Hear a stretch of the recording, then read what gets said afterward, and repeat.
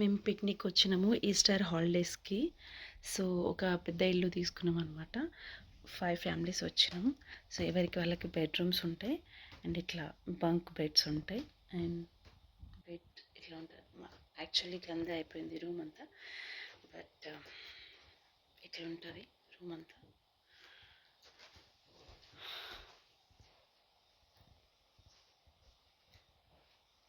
నుంచి వచ్చినాయి. బెడ్రూమ్ నుంచి వ్యూ ఎంత బాగుంది చూడండి. ఇట్స్ అమేజింగ్ వ్యూ కదా. వర్షం పడ్డది బయట.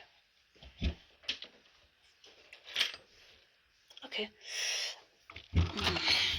డోర్ ఓపెన్ చేద్దాం. This is the view.